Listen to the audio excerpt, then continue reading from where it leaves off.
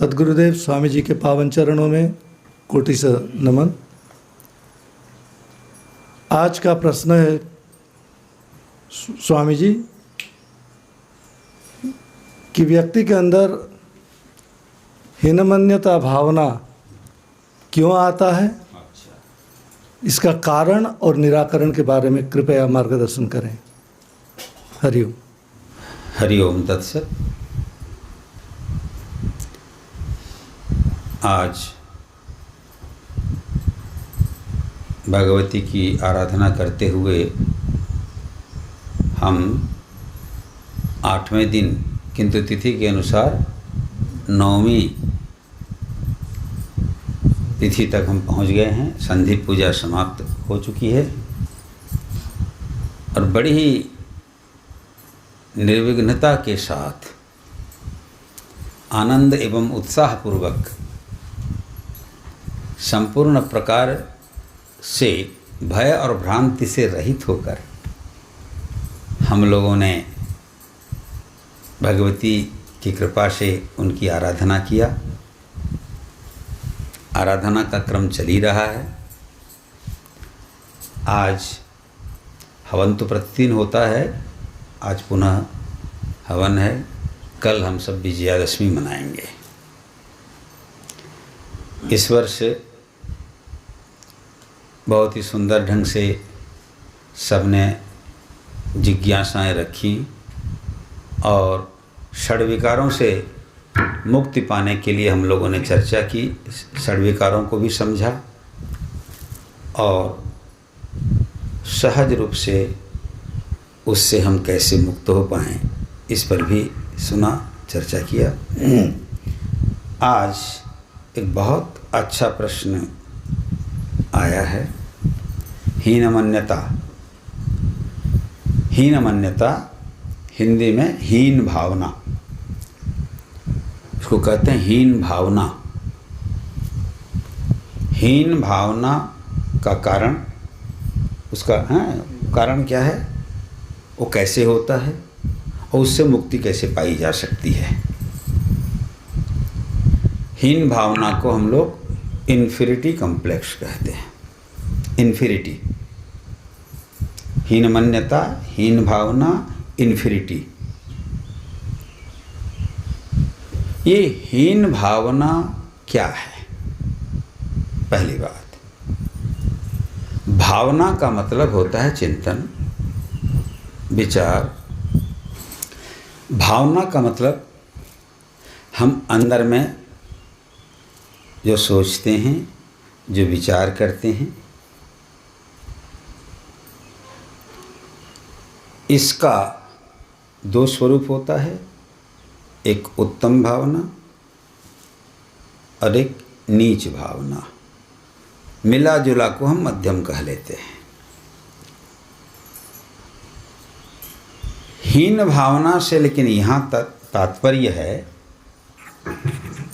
एक ऐसी भावना जो व्यक्ति के अंदर उसके असामर्थ्य को, उसकी कमजोरी को, उसके निम्न सोच को दिखाती है। इन्फीरिटी, हीन भावना। हीन भावना आती है व्यक्ति के अंदर में जब उसे किसी प्रकार से संतोष नहीं होता, अतृप्ति। हीन भावना आती है अतृप्ति के भाव से, अतृप्ति बोध से। और दूसरी चीज है अपने सामर्थ्य की समीक्षा सही नहीं होने के कारण, सामर्थ्य में जो कमी है उस कमी के कारण हीन भावना आती है। तो क्या समझे? हीन भावना का कारण है सामर्थ्य का अभाव बोध और अपनी सही तरह से आत्म समीक्षा नहीं कर पाने के कारण, अपने अस्तित्व का सही परिचय नहीं होने के कारण जो आत्मविश्वास की कमी है, उस आत्मविश्वास की कमी से हीन भावना पैदा होती है।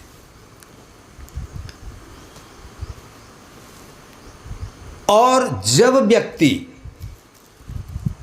हीन भावना से ग्रस्त होता है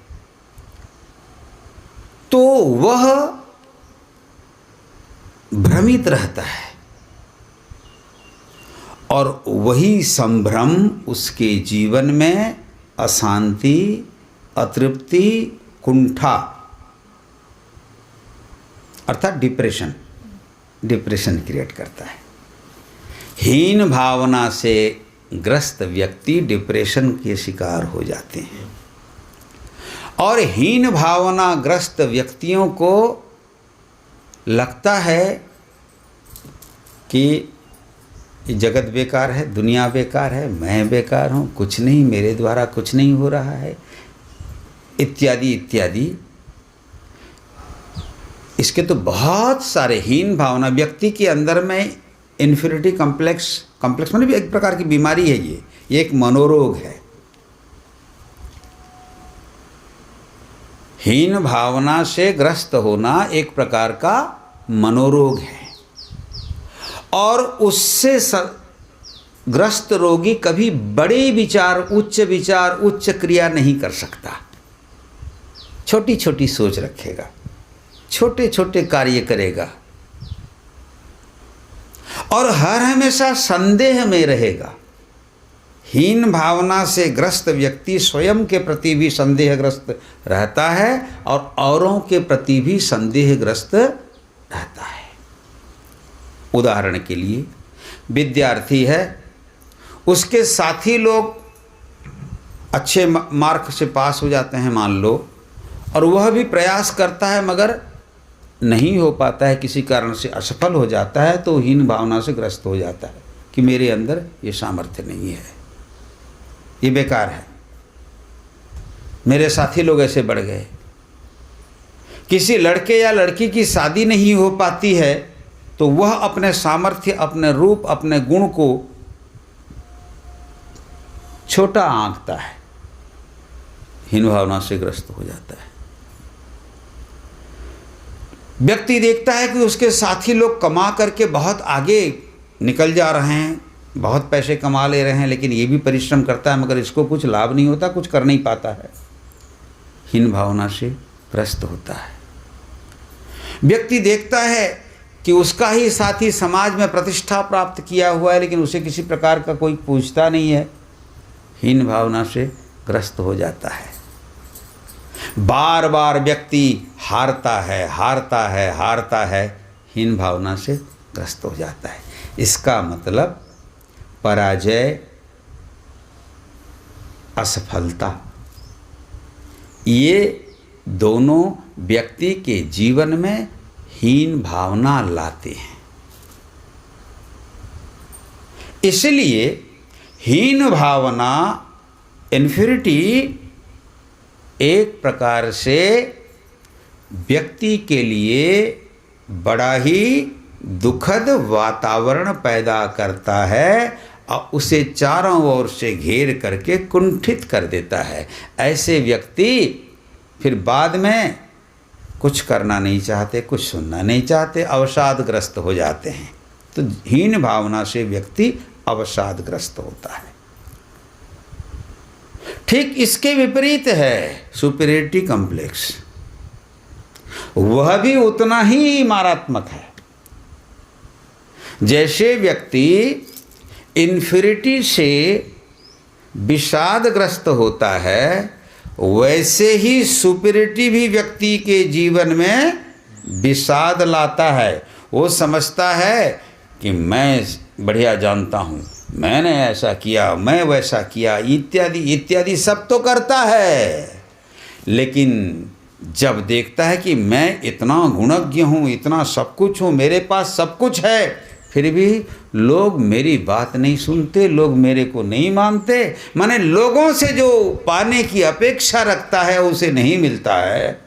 तो जिनमें ऐसी उच्च भावना वाले सुपीरियरिटी कॉम्प्लेक्स वाले भी क्या करते हैं, कॉम्प्लेक्स है वो भी, वो भी विषादग्रस्त हो जाते हैं, डिप्रेस्ड हो जाते हैं। वे हर जगह यही दिखाने की कोशिश करते हैं कि वही अकेले हैं। वो जो जानते हैं वो सही जानते हैं, वो जो करते हैं सही करते हैं। और ये दोनों ही प्रकार के व्यक्ति समाज में और समूह में अपने आप को एडजस्ट नहीं कर सकते। हीन भावना से ग्रस्त व्यक्ति भी बहुतों के बीच में अपने आप को एडजस्ट नहीं कर सकता, बल्कि वो एकांत चाहता है, अकेला चाहता है, भीड़ से भागना चाहता है, परिश्रम से भागना चाहता है। उसको भीड़ अच्छी नहीं लगती, माने लोगों की संगति अच्छी नहीं लगती। ऐसे ही में सुपीरियरिटी कम्प्लेक्स होता है, कम्प्लेक्स की बात कर रहा हूँ मैं। वे भी अपने आप को सबके साथ एडजस्ट नहीं कर पाते, क्योंकि लोग उनके उस भावना से भागने का प्रयास करते हैं। जिनमें सुपीरियरिटी कम्प्लेक्स होता है उनको भी लोग पसंद नहीं करते, देख लेना। और जिनमें इन्फीरियरिटी कम्प्लेक्स होता है वो तो स्वयं ही भाग जाता है। इसका सबसे बड़ा कारण वही है आत्म समीक्षा की कमी। आत्म समीक्षा की कमी से हीन भावना ग्रस्त व्यक्ति के अंदर में आत्मविश्वास की कमी आ जाती है। जब व्यक्ति अपने सामर्थ्य की ठीक से अपने जिसको कहते हैं जाति, कुल, गोत्र, विद्या, बुद्धि, धन, वंश, ये सारी चीज़ें हैं, बहुत सारी चीज़ें हैं, उनकी सही समीक्षा नहीं करता, गलत समीक्षा करता है। तो अगर छोटी जाति का है तो उसके अंदर हीन भावना पैदा हो जाती है, और वही हीन भावना व्यक्तिगत स्तर पर उनके जीवन में कुंठा लाकर घर के लिए या उसके लिए विस्फोटक परिणाम लाता है। हीन भावनाग्रस्त व्यक्ति आत्महत्या करते हैं, या फिर सामाजिक स्तर पर भी हीन भावना एक समुदाय को कुंठित करता है और समाज में विस्फोटक परिणाम लाता है। वे अपने जगह ढूंढते हैं। आज समाज में ये बहुतायत रूप में देखा जाता है। मैं सही अर्थों में बता दूं कि भारतीय सनातन परंपरा में कोई जात ऊंची है, कोई जात नीची नहीं है, लेकिन स्वार्थियों ने, स्वार्थांधों ने उसकी ऐसी व्यवस्था की और ऐसी व्याख्या की कि आज एक समुदाय कहता है हम छोटी जात वाले हैं, तो वह ऊंची जात वालों का विरोध करता है, और जिसका लाभ लेते हैं पहले मुगलों ने लिया, उसके बाद अंग्रेज़ों ने लिया, और आजकल उसका लाभ हमारे भारतीय अंग्रेज ले रहे हैं, नेता लोग, और समुदाय समुदाय में संघर्ष का वातावरण पैदा कर दे रहे हैं। क्योंकि समाज का एक वर्ग अपने आप को उच्च मान लेता है, मानसिक स्तर पर है, ये मनोरोग है। एक व्यक्ति, एक समुदाय अपने आप को उच्च मान लेता है और वो कहता है हम उच्च हैं, उत्तम हैं, कुलीन हैं। रावण को ये बीमारी थी, सुपीरियरिटी कम्प्लेक्स था रावण को। सीता के सामने परिचय देते समय रावण ने क्या कहा? उत्तम कुल पुलस्त्य करनाति। मैं उत्तम कुल अर्थात ब्राह्मण वंश में पैदा हुआ हूं, विश्रवा ऋषि का पुत्र हूं और पुलस्त्य ऋषि का नाती हूं। लेकिन रावण का कोई भी काम उत्तम कुल वाला है, ऋषि कुल का है नहीं है। व्यक्ति अपने आप को दिखाता जितना बड़ा है, अगर वह ऐसे ही बड़प्पन वाला कार्य नहीं करता है तो समझ लेना कि वह केवल अपने अंदर स्थित सुपीरियरिटी को, अपनी उच्चाकांक्षा को, अपनी उच्च अभिलाषा को महत्वाकांक्षा को केवल दिखाना चाहता है और उसे प्राप्त करने के लिए कुछ भी उपाय कर सकता है, सही गलत। तो जो ये समझते हैं कि हम समाज में बहुत उच्च हैं, उनके अंदर अगर कॉम्प्लेक्स पैदा हो जाता है तो वो भी समाज के लिए और स्वयं के लिए, दोनों के लिए घातक होते हैं। और ऐसे ही व्यक्तियों से बाद में राष्ट्र भी समस्याग्रस्त होता है। ठीक यही भावना, हीन भावना अगर व्यक्ति में है तो वह व्यक्ति अपने को कोसता रहता है कि मेरे अंदर ये नहीं, वो नहीं, वो नहीं, वो नहीं, करते करते डिप्रेस्ड होता है और अंत में वही गुलाम बनता है। उच्च भावना वाले ऐसे ही व्यक्तियों को गुलाम बनाते हैं और फिर गुलाम व्यक्ति क्या करेगा? मालिक जो कहेगा वही काम करेगा। तुम्हें मालूम है, हम बलांगीर जब आए तो यहाँ पहली बार देखा सिर में उठाने वाला, मेरे को पहले उसका अनुभव नहीं था। पहले मल को एक निर्दिष्ट समुदाय वाले लोग सिर में उठा कर लेके फेंकते थे। ये मल को सिर में उठाने की परंपरा, भारतीय परंपरा बिल्कुल नहीं है। ये मुगल काल में चालू हुआ, हिंदुओं को नीचा दिखाने के लिए। देखो, मैं यहाँ जो हिंदू शब्द कर रहा हूँ, मेरा इससे कोई सांप्रदायिक माने ये नहीं है। भारतीयों को तत्कालीन भारत में आए बाहरी शासकों ने उनको नीचा दिखाने के लिए उनके नीचे नीचे कर्म करवाए, उनसे नीच कर्म करवाए, और बाद में एक समुदाय ही बन गया जो कि सोचने लगा उनका कर्म ही सिर में मल ढो करके फेंकना है। ऐसा नहीं है। खैर, ये बहुत बड़ा विषय है और मैं तो हर हमेशा बुद्धिजीवियों को आह्वान करता हूँ कि आप सही तर्क करना है तो आइए। खैर, ये उसका विषय नहीं है। मैं इतना ही बताना चाहता हूँ कि हीन भावना व्यक्ति के लिए एक मारात्मक मानसिक बीमारी है जो आत्मविश्वास की कमी और आत्म समीक्षा का अभाव, इन दोनों से पैदा होती है। तो उच्चाकांक्षा भी व्यक्ति की, उच्चाकांक्षा से मतलब अति उच्चाकांक्षा, अति महत्व, अतिवादिता जो है, अति करना। महत्वाकांक्षी नहीं होगे तो तुम महत्व को प्राप्त नहीं कर सकते, लेकिन अति महत्वाकांक्षा, अति आत्मविश्वास व्यक्ति को पराजय में डाल देता है। अति महत्वाकांक्षा व्यक्ति को समस्या में डाल देता है। इसी प्रकार महत्वाकांक्षा का बिल्कुल ना होना, कुछ नहीं सोचना, वो डिप्रेशन लाएगा, कुंठा लाएगा। समझ गए ना? अतः मेरा तो मत यही रहता है, अति सर्वत्र वर्जयेत। अति मत बनो। तो ये जो हीन भावना अथवा अति उच्च भावना, अति उच्च भावना से मेरा मतलब है वही है, ये दोनों को कॉम्प्लेक्स नहीं बनना चाहिए। इन दोनों विचारों में व्यक्ति को आबद्ध हो करके बैठे नहीं रहना चाहिए। मेरा तो मत यही रहता है कि अगर जीवन में कभी तुम असफल होते हो तो कुंठित मत बनो, कुंठा प्रकाश मत करो, बैठ मत जाओ। ये शास्त्र का सिद्धांत है और मैं इस सिद्धांत को मानता हूँ और इसी सिद्धांत पर मैं चाहूँगा कि तुम लोग भी आगे बढ़ो, क्योंकि यहाँ संभावनाएं हैं। बैठ जाने वाला व्यक्ति बैठ जाता है, उसका विकास रुक जाता है,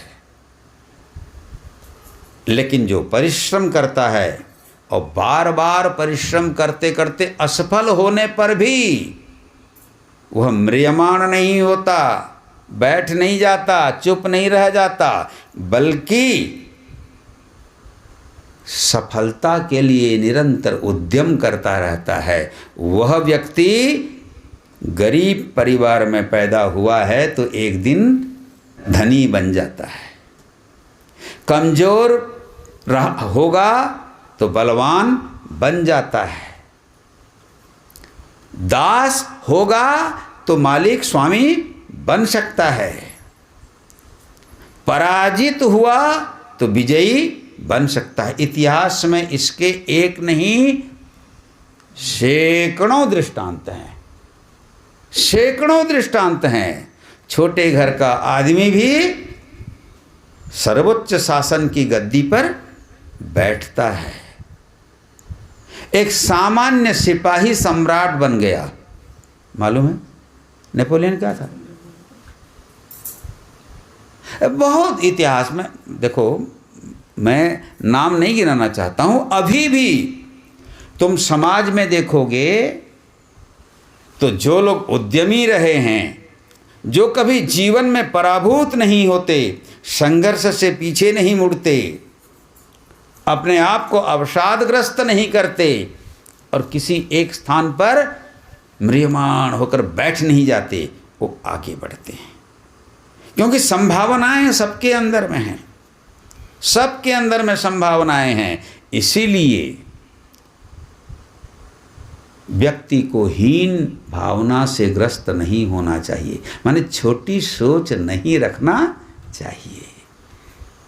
हृदय को उदार बनाओ। हमारा तो सिद्धांत ही है वसुधैव कुटुंबकम। जिसका हृदय विशाल होता है वो कभी छोटी सोच नहीं रखता, और जो ये तेरा, ये मेरा, ये इसका, ये उसका, अयम निजः परो वेत्ति गणना लघु चेतसाम, वो लघु चेतना ही तो हीन मान्यता है, छोटी सोच ही तो हीन मान्यता है। तो उच्चाकांक्षी बनो तो हीन भावना अपने आप मिट जाएगी।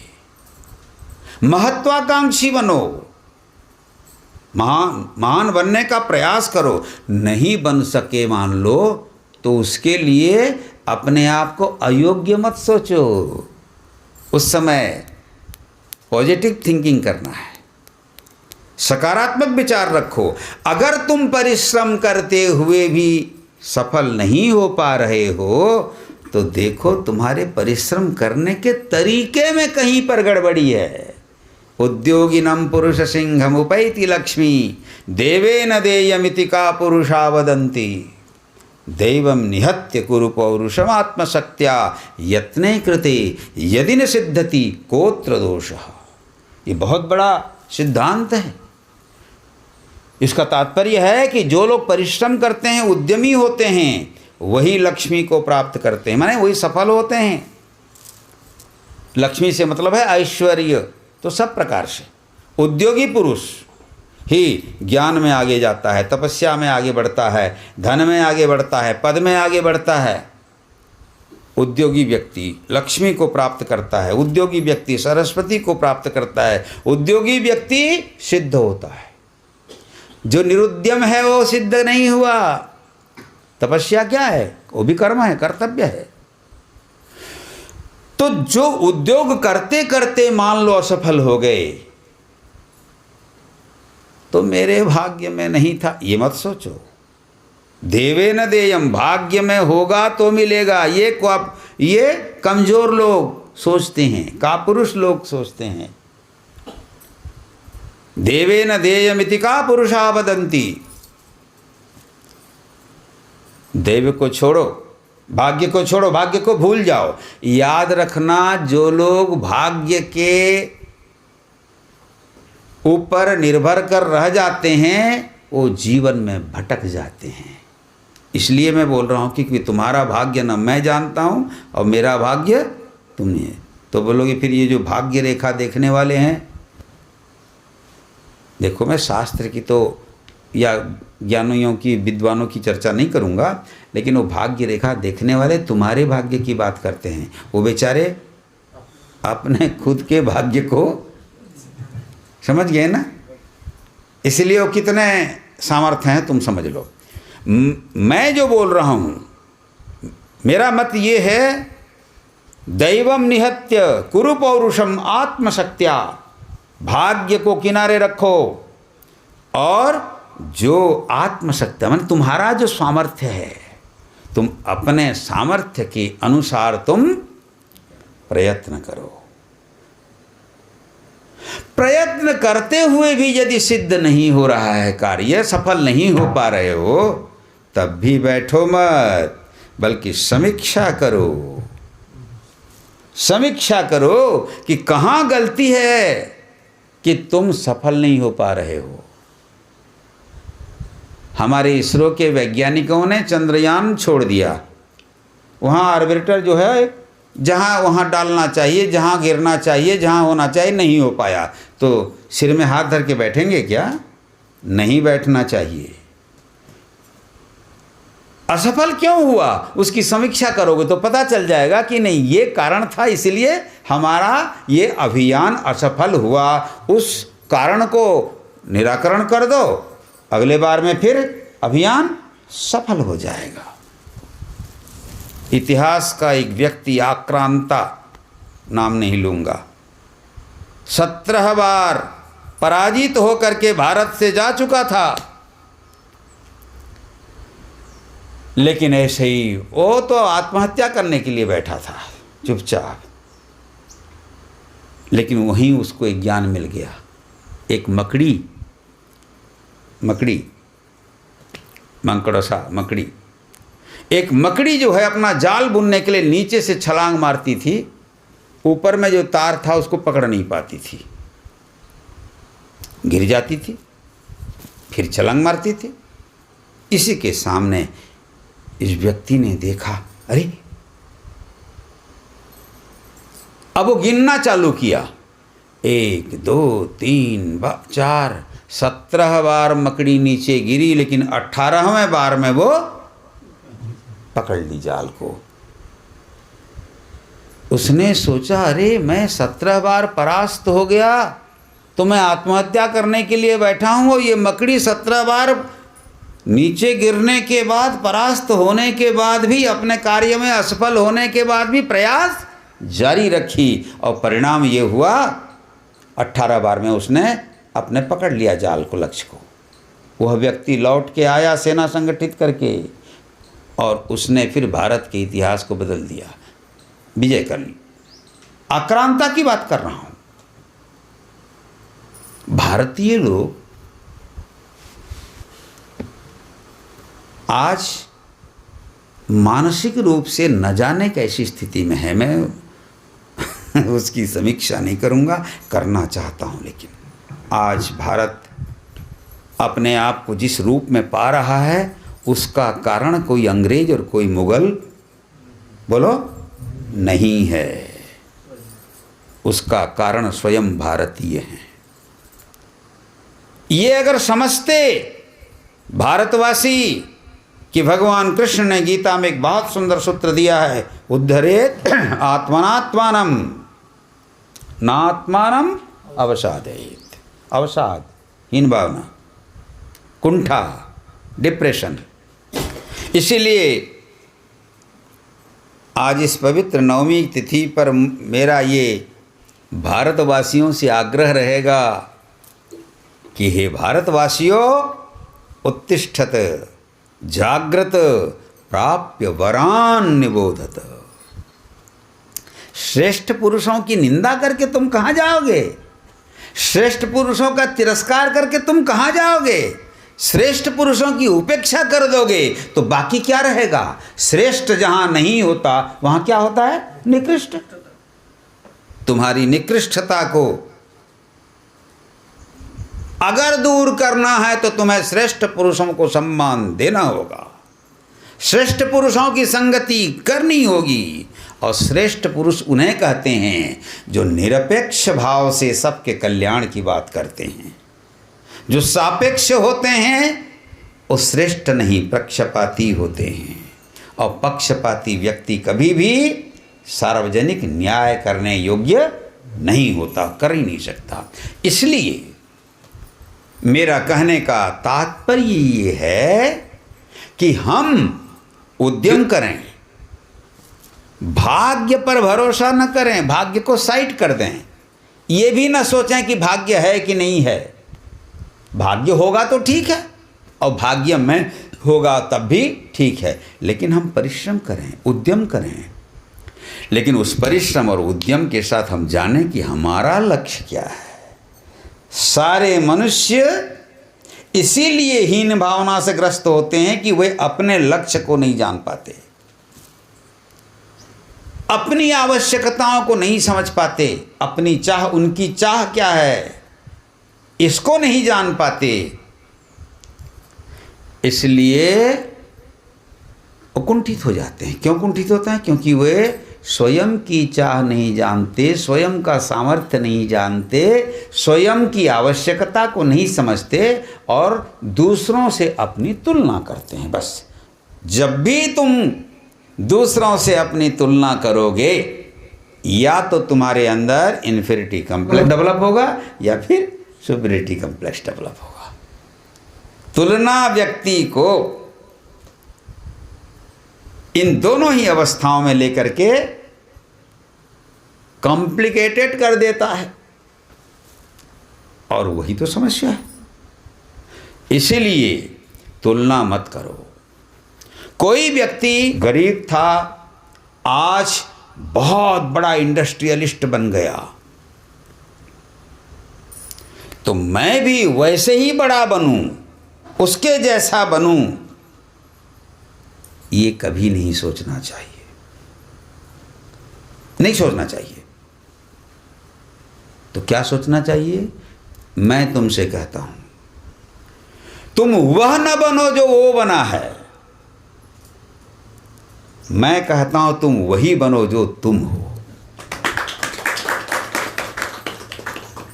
परमात्मा ने तुम्हें अभाव बना करके, खंडित बना करके नहीं भेजा है। परमात्मा की सृष्टि में पूर्णमदः पूर्णमिदं पूर्णात् पूर्णमुदच्यते। तुम पूर्ण ब्रह्म परमात्मा के अमृतस्य पुत्रा, अमृत के पुत्र हो, संतान हो, तो तुम अपूर्ण कैसे हो? तुम अपूर्ण नहीं हो। अपने अंदर पूर्णत्व का बोध पैदा हो जाए तो जीवन से ये दोनों प्रकार की व्याधियां दूर हो जाती हैं। सुपीरियरिटी कॉम्प्लेक्स भी, इन्फीरियरिटी कॉम्प्लेक्स भी, हीन भावना भी और अति उच्च भावना भी। तो इसलिए मेरा यही मत रहेगा कि तुम बनो। तो तुम बनोगे कब? जब तुम अपनी आवश्यकताओं की जानोगे।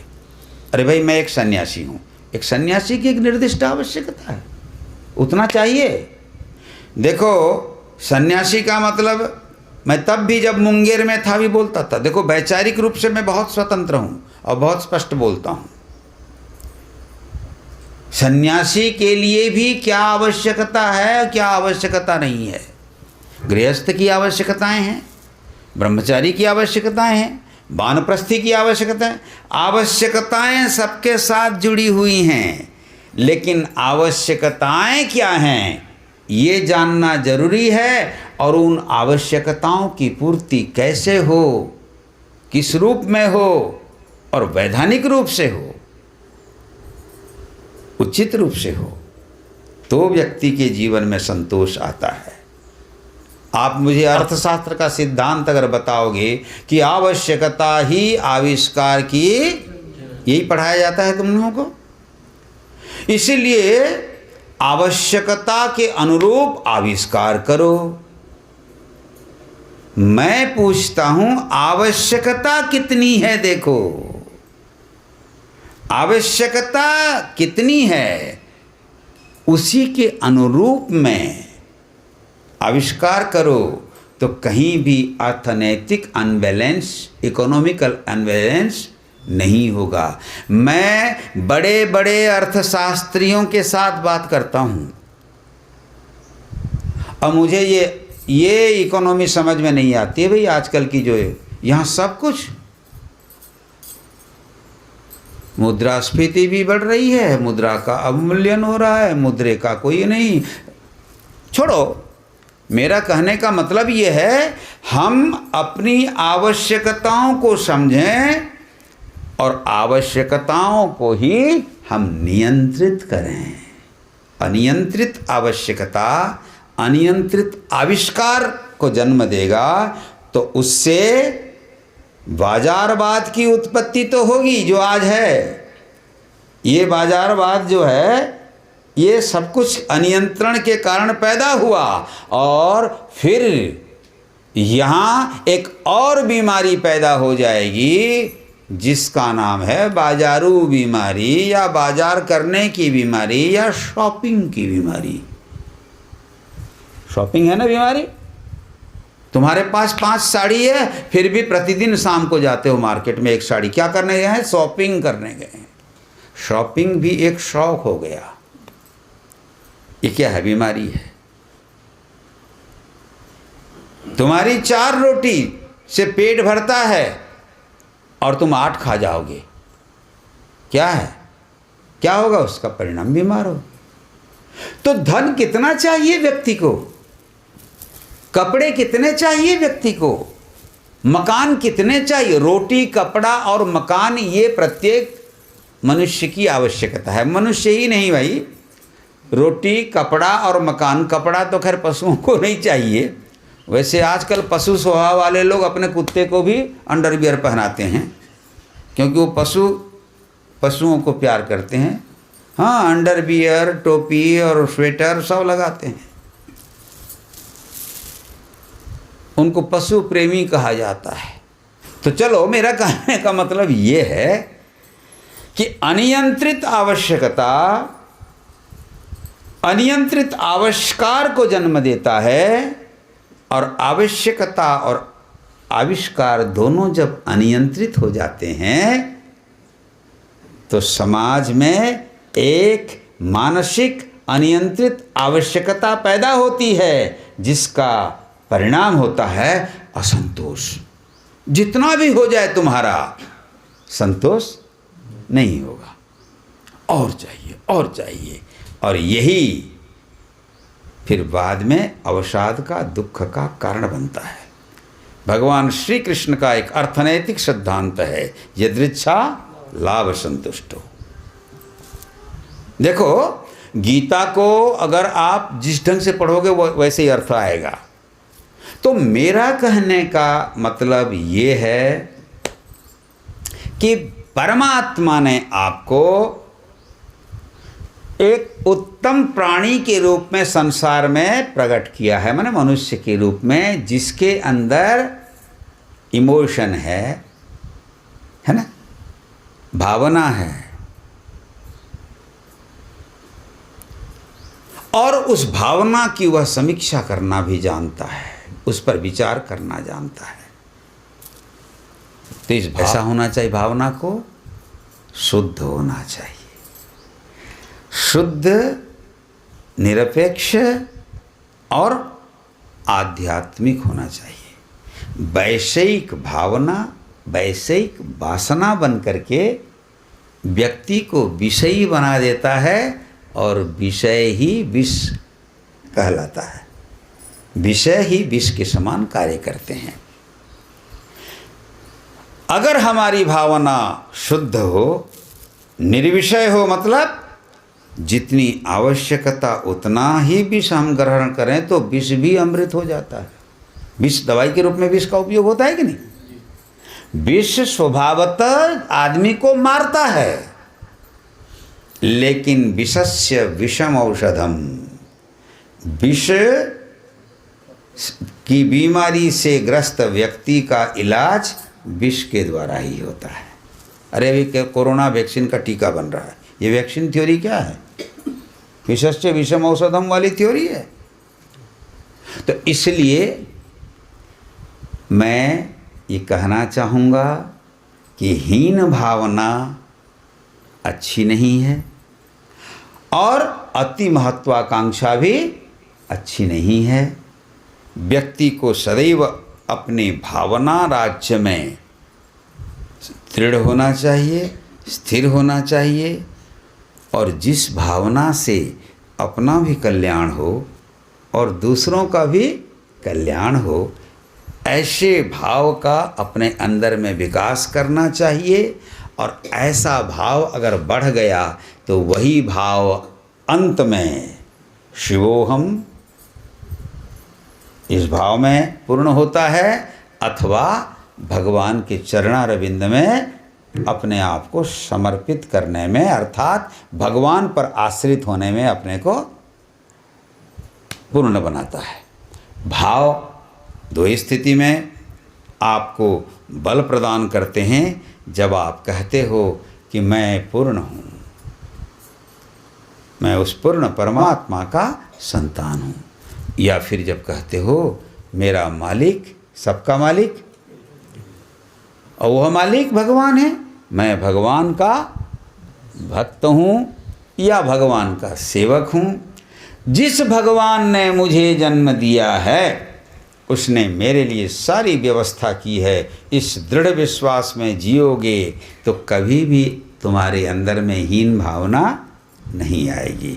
इसलिए हीन भावना या अति उच्च भावना, इससे बचो, भाव में जियो, क्योंकि भाव अवश्य भगवान। हरि ओम तत्सत।